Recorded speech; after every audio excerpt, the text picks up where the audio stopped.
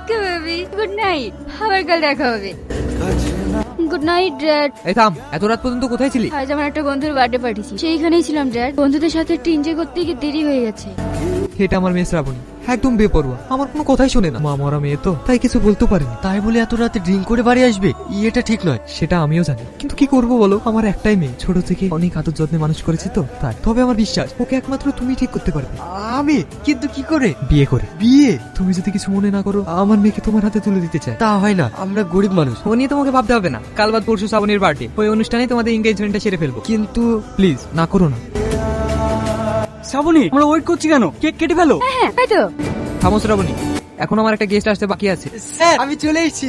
আরে এটা গেস্ট হলো, এ তো গায়েব ভূত, আর এর জন্য আমরা ওয়েট করছি। ওদের একটা গিফট দেবে তারও সামর্থ্য নেই, খালি হাতে চলে এসেছে। বিক্রি কোথাকার। চুপ করো তোমরা, কি সব আবল তাবল বলছো? আজকে তোমরা আমার অতিথি, আমাকে এমন কিছু বলতে বাধ্য করো না যাতে তোমাদের অসম্মান হয়। রিয়াজ, এখানে এসো।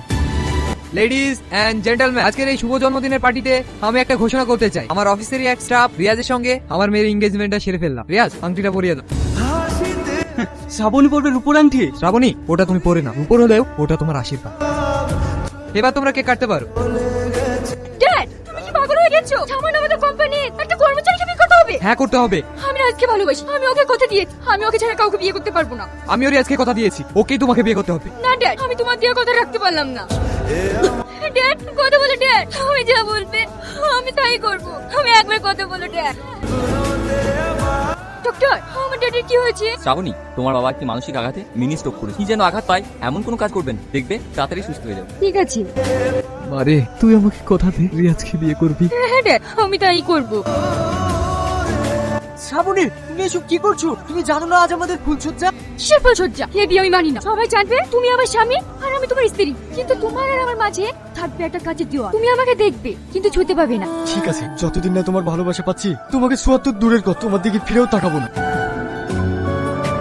বাহ শ্রাবণী বাহ, আমার সাথে এমন বিশ্বাসঘাতকতা করতে পারলে। না না, আমি তোমার সাথে বিশ্বাসঘাতকতা করিনি। যেটা করেছি শুধু আমার রিয়াজকে বাঁচানোর জন্য। আমি রিয়াজকে বিয়ে করেছি সত্যি, কিন্তু ওকে আমি কোনোদিনই মন থেকে মেনে নিইনি। বাহ, সেটাও আমাকে মেনে নিতে হবে। তোমরা স্বামী স্ত্রী এক জায়গায় আছো আর আমাকে বোকা বানাচ্ছো।